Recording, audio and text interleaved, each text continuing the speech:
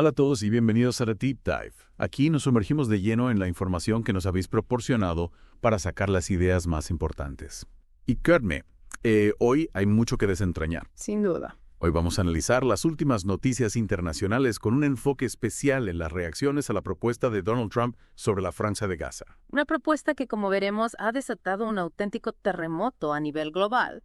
Preparaos para una buena dosis de información, análisis en profundidad y perspectivas que os harán cuestionar todo. Desde las críticas de la ONU hasta las reacciones de los propios palestinos, pasando por las opiniones en Israel y las implicaciones en la política interna de Estados Unidos. Aquí es donde la cosa se pone interesante. Claro. Porque, como sabéis, Trump ha planteado ceder el control de Gaza a Estados Unidos al final de la guerra. ¿Os imagináis? Lo fascinante es la falta de concreción de la propuesta y la avalancha de críticas que ha provocado. Antonio Guterres, desde la ONU, ha expresado su preocupación por el riesgo de limpieza étnica.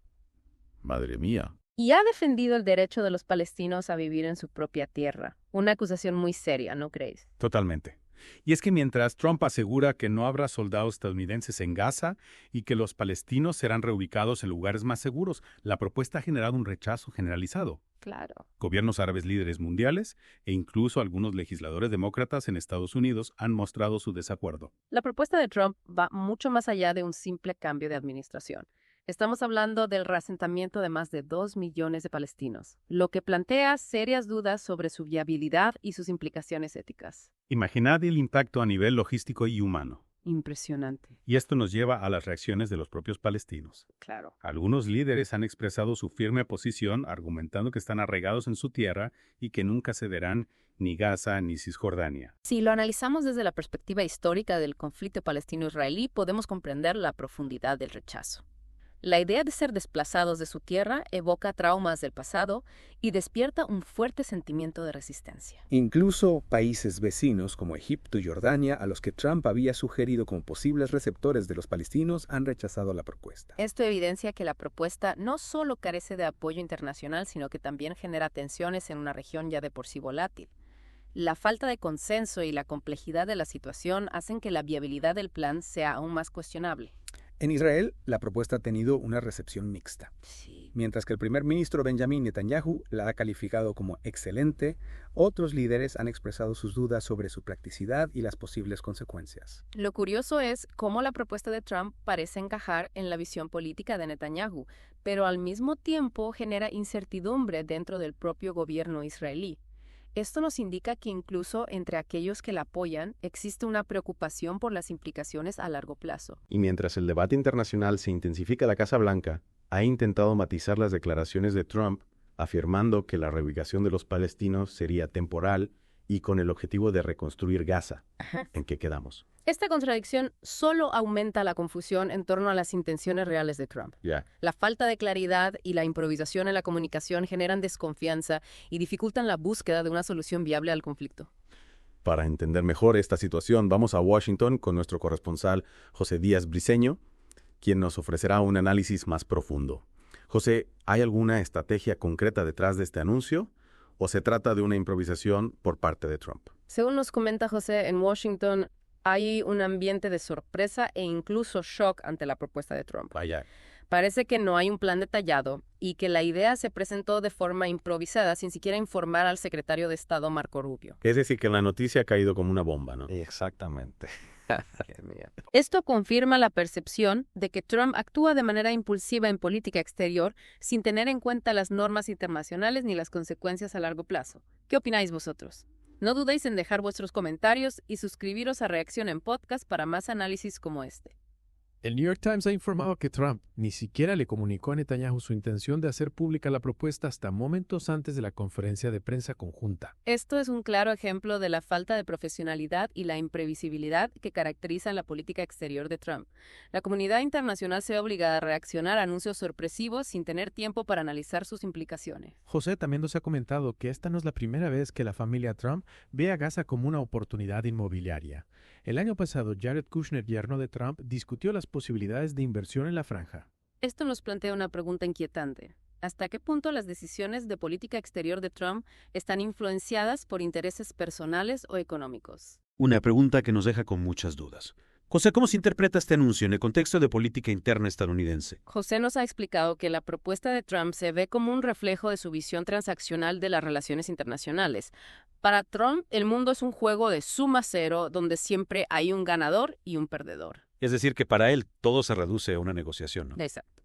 Y esta visión choca con la tradición diplomática estadounidense y genera tensiones incluso dentro del Partido Republicano. Muchos republicanos se sienten incómodos con la imprevisibilidad de Trump y su desprecio por las normas internacionales. Volviendo a la propuesta en sí, el ministro israelí de Defensa Naftali Bennett ha ordenado a su ejército elaborar un plan para la salida voluntaria de la población de Gaza. Lo que llama la atención es la ambigüedad del término voluntaria. ¿Qué significa exactamente en este contexto? ¿Habrá presiones o incentivos para que los palestinos abandonen Gaza? Una pregunta que nos deja con la mosca detrás de la oreja. Bennett ha sugerido que países críticos con la ofensiva israelí como España, Irlanda o Noruega deberían acoger a los palestinos que deseen salir de Gaza. Esta declaración es como mínimo polémica. Implica una externalización de la responsabilidad del conflicto y un intento de eludir las obligaciones internacionales de Israel. Desde luego, la propuesta no ha dejado indiferente a nadie. Maya Siminovich, nuestra corresponsal en Tel Aviv, nos ofrece más detalles sobre este plan. Maya, ¿qué se sabe hasta ahora sobre este plan de salida voluntaria? Maya nos ha comentado que aún no hay mucha información sobre el plan. Parece que Israel estaría dispuesto a facilitar la salida de los palestinos que desean irse, pero no está claro quién se haría cargo de su reubicación. Muchas incógnitas aún por resolver. Y Maya, ¿cuál es la postura oficial de Israel ante la propuesta de Trump de tomar el control de Gaza? Netanyahu ha descrito la propuesta como ingeniosa y fuera de lo común, pero también ha dicho que necesita ser estudiada con detenimiento. Otros líderes israelíes, incluyendo a la oposición, han expresado dudas sobre su viabilidad. Parece que la propuesta de Trump ha generado más preguntas que respuestas tanto en Israel como en el resto del mundo. Lo que es evidente es que la propuesta de Trump ha abierto un nuevo capítulo en el ya complejo conflicto palestino-israelí. Y mientras tanto, la situación en Gaza sigue siendo crítica, ¿verdad? La población palestina se encuentra atrapada en un ciclo de violencia e incertidumbre con pocas perspectivas de futuro. Una situación realmente preocupante. Y hablando de decisiones controvertidas, Trump también ha firmado una orden ejecutiva para sancionar a la Corte Penal Internacional por investigar a ciudadanos estadounidenses y aliados como Israel. Esta medida se produce tras la reunión de Trump con Netanyahu, sobre quien pesa una orden de arresto por presuntos crímenes de guerra en Gaza. La orden ejecutiva restringe el financiamiento y los visados a miembros de la Corte Penal Internacional. Esta decisión refleja el desprecio de Trump por las instituciones internacionales y su voluntad de proteger a sus aliados, incluso si eso significa socavar el Estado de Derecho. Recordemos que Estados Unidos, al igual que China, Rusia e Israel, no reconoce la jurisdicción de la Corte Penal Internacional. La decisión de Trump de sancionar a la Corte Penal Internacional es un peligroso precedente que podría debilitar aún más el sistema de justicia internacional. Cambiando de tercio, se están produciendo tensiones entre Estados Unidos y Panamá por el Canal de Panamá. Uy. Un tema que, como sabéis, siempre ha sido delicado. Así. Trump ha presionado para que los barcos estadounidenses no paguen peajes por transitar por el canal. Ajá. El gobierno panameño ha desmentido categóricamente el anuncio de Estados Unidos de que se ha llegado a un acuerdo en este sentido. La disputa por el Canal de Panamá es un ejemplo más de la política exterior agresiva de Trump y su afán por obtener beneficios económicos para Estados Unidos, incluso a costa de sus aliados. El secretario de Estado Marco Rubio ha finalizado una gira por Centroamérica y el Caribe, visitando Panamá, El Salvador, Costa Rica, Guatemala y República Dominicana. El objetivo principal de la gira era fortalecer las relaciones con la región y buscar apoyo para las políticas migratorias de Trump. Estados Unidos ha presionado a los países centroamericanos para que acepten más deportados y colaboren en la lucha contra la migración irregular. La estrategia de Trump se basa en externalizar el control migratorio a países con menos recursos y con problemas de seguridad propios. Rubio también ha expresado su preocupación por la creciente influencia de China en la región. La rivalidad entre Estados Unidos y China se está intensificando en América Latina, convirtiendo la región en un nuevo escenario de la geopolítica global. En Ecuador, la campaña electoral está en su recta final antes de las elecciones presidenciales del domingo. El actual presidente Daniel Noboa aspira a un mandato completo tras asumir el cargo hace 1 año y medio tras la renuncia de Guillermo Lasso. Noboa se enfrenta a Luisa González, candidata del Movimiento Revolución Ciudadana, liderado por el expresidente Rafael Correa. Las elecciones se celebran en un contexto de violencia e inseguridad, con Ecuador registrando una de las tasas de homicidios más altas de América Latina. Noboa ha declarado un estado de emergencia para combatir las bandas criminales, pero la violencia no ha disminuido. La inseguridad es uno de los principales desafíos para el próximo gobierno de Ecuador, que también deberá abordar la crisis económica y la falta de acceso a servicios básicos. En Alemania, la campaña electoral está en su fase final con las elecciones federales previstas para el 23 de febrero. Los democristianos liderados por Friedrich Merz encabezan las encuestas seguidos por la ultraderecha de Alternativa para Alemania. El debate sobre la migración ha sido uno de los temas centrales de la campaña, con los democristianos proponiendo un endurecimiento de las leyes migratorias. El auge de la ultraderecha es un fenómeno preocupante en Alemania que refleja el descontento social y la polarización política. Y con esto terminamos la primera parte de nuestro Deep Dive. En la segunda parte, continuaremos analizando las reacciones a la propuesta de Trump sobre Gaza y exploraremos otras noticias internacionales relevantes. No olvidéis suscribiros a Reacción en Podcast para más análisis en profundidad sobre temas que importan.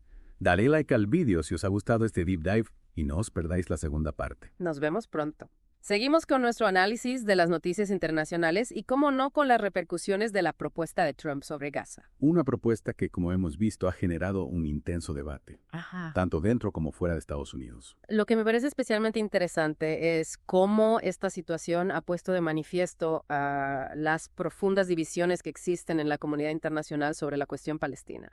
Es como si la propuesta de Trump hubiese abierto una caja de Pandora. Exactamente. Por un lado, tenemos a quienes apoyan la propuesta de Trump, argumentando que es una oportunidad para romper con el estancamiento en el proceso de paz. Entiendo que estos partidarios buscan un enfoque nuevo y radical para resolver el conflicto, ¿no? Así es. Argumentan que las soluciones tradicionales han fracasado.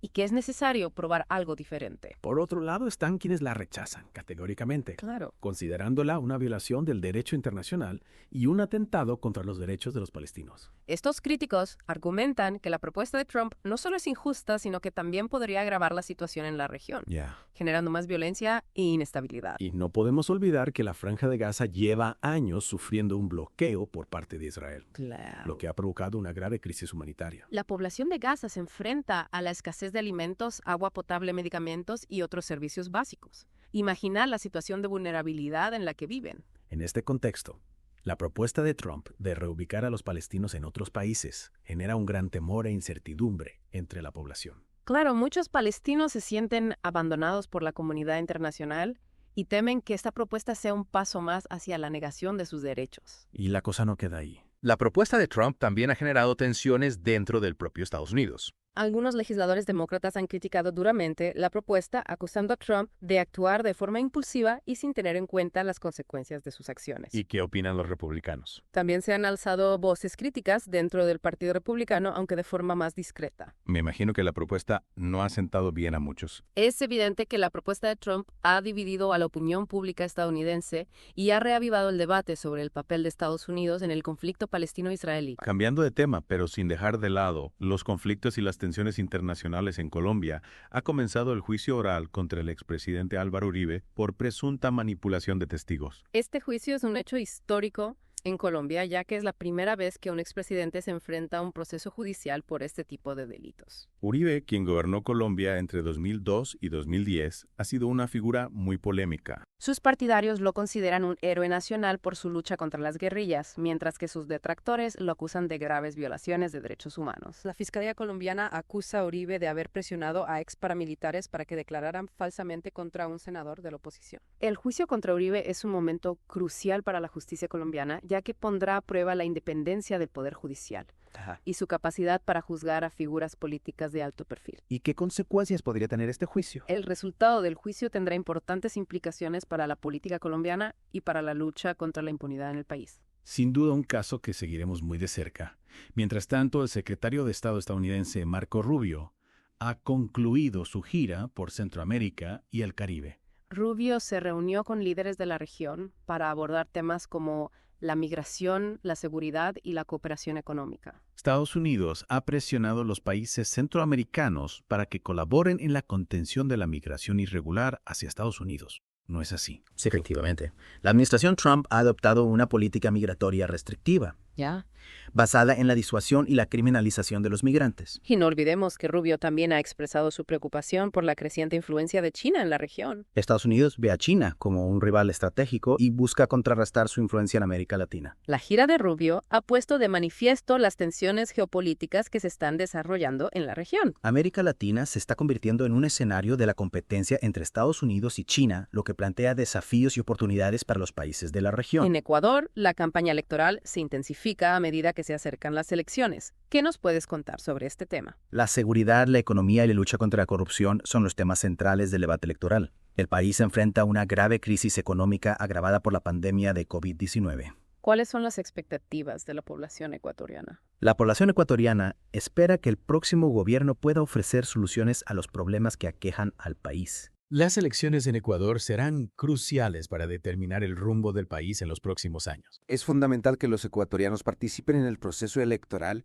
y elijan a un líder que pueda afrontar los desafíos que enfrenta el país. Hablando de elecciones en Alemania, la campaña electoral entra en su recta final con las elecciones federales a la vuelta de la esquina. Los partidos políticos se esfuerzan por movilizar a sus bases y convencer a los votantes indecisos. El resultado de las elecciones determinará la composición del próximo gobierno alemán y la dirección que tomará el país en los próximos 4 años. Alemania es una potencia económica y política clave en Europa. Claro. Por lo que las elecciones tendrán un impacto significativo en el continente. ¿Cuáles son los temas centrales de la campaña electoral? El debate sobre la migración, la economía y el cambio climático son algunos de los temas centrales de la campaña electoral. Son temas que preocupan a muchos ciudadanos, ¿verdad? Los alemanes se enfrentan a importantes desafíos como la integración de los refugiados, la digitalización de la economía y la lucha contra el cambio climático. El resultado de las elecciones será determinante para la forma en que Alemania aborde estos desafíos. Es importante que los alemanes participen en el proceso electoral y elijan a un gobierno que pueda liderar al país en un momento de incertidumbre global. Y con esto concluimos la segunda parte de nuestro Deep Dive. En la tercera parte continuaremos analizando las noticias internacionales más relevantes y exploraremos las implicaciones de los acontecimientos que hemos discutido. Si os ha gustado este análisis, no olvidéis suscribiros a Reacción en Podcast para más contenido como este. Dadle like al vídeo y compartirlo con vuestros amigos. Os esperamos en la tercera parte. Y retomamos nuestro Deep Dive con un tema que está en boca de todos: la tensión entre Estados Unidos y Panamá por el Canal de Panamá. Un tema que, como sabéis, siempre ha sido delicado. Sin duda. Lo que me parece fascinante de esta situación es cómo refleja la postura cada vez más firme de Estados Unidos en su política exterior, especialmente bajo la administración Trump. Es verdad. Trump ha sido muy claro al expresar su deseo de que Estados Unidos recupere el control del Canal de Panamá. Incluso ha llegado a amenazar con tomarlo de vuelta si no se cumplen sus demandas. Estas declaraciones han causado una gran alarma en Panamá, donde el canal se considera un símbolo de soberanía nacional. Claro, el gobierno panameño ha insistido en que el canal no está a la venta y que cualquier cambio en su administración debe hacerse a través de negociaciones bilaterales. Sin embargo, la presión por parte de Estados Unidos continúa, lo que ha llevado a una escalada de tensiones entre ambos países. Trump argumenta que Estados Unidos tiene derecho a un trato preferencial en el canal, ya que fue este país el que lo construyó y administró durante gran parte del siglo XX. Ese argumento ignora el hecho de que Panamá recuperó la soberanía total del canal en 1999 tras un largo proceso de negociación con Estados Unidos. Es como si Trump no reconociese la historia reciente del canal. Exacto. Y además, la disputa por el canal también se enmarca en la creciente rivalidad entre Estados Unidos y China. Claro. China ha invertido fuertemente en Panamá en los últimos años, ¿verdad? Así es. Lo que ha generado preocupación en Washington sobre la posibilidad de que Pekín pueda ganar influencia sobre el canal. Ya. Trump ha acusado a China de intentar robar el canal a Estados Unidos, algo que Pekín ha negado rotundamente. Esta retórica beligerante por parte de Trump no hace más que aumentar la tensión en la región y dificulta la búsqueda de una solución pacífica a la disputa. Es evidente que la situación es compleja, y aún más si tenemos en cuenta la importancia estratégica del Canal de Panamá. El canal es una ruta marítima vital para el comercio mundial y su cierre tendría graves consecuencias económicas. Por lo tanto, es crucial que Estados Unidos y Panamá encuentren una forma de resolver sus diferencias de manera pacífica y constructiva. La comunidad internacional debe instar a ambas partes a dialogar y a buscar una solución que respete la soberanía de Panamá y los intereses legítimos de Estados Unidos. Hablando de la región, el secretario de Estado estadounidense Marco Rubio ha concluido su gira por Centroamérica y el Caribe con una reunión con el presidente de República Dominicana, Luis Abinader. Durante la reunión, ambos líderes abordaron la crisis en Haití, un país vecino que se encuentra sumido en una profunda crisis política, económica y social. La situación en Haití es extremadamente preocupante, ¿verdad? Efectivamente.